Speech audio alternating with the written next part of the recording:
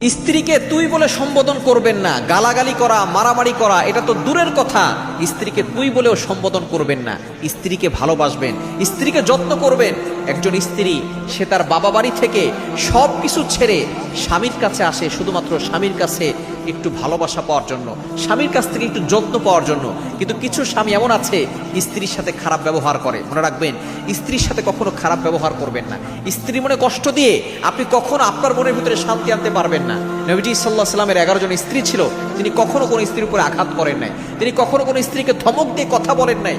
এবং আল্লাহ পাক রব্বুল আলামিন নিজে বলে দিয়েছেন স্ত্রীদের সাথে আপনি কেমন আচরণ করবেন। আল্লাহ তাআলা নিজে বলছেন 4 নম্বর পারার 20 নম্বর পৃষ্ঠার 3 নম্বর লাইন, সূরা নিসা 19 নম্বর আয়াতে আল্লাহ বলছেন ওয়াশিরুহুন্না বিল মারুফ, you treat your wives well. তোমরা তোমাদের স্ত্রীদের সাথে ভালো ব্যবহার করো, স্ত্রীদের সাথে কখনো খারাপ ব্যবহার করবেন না। যারা স্ত্রীদের সাথে খারাপ ব্যবহার করে তারা আসলে পুরুষ না, তারা হচ্ছে কাপুরুষ।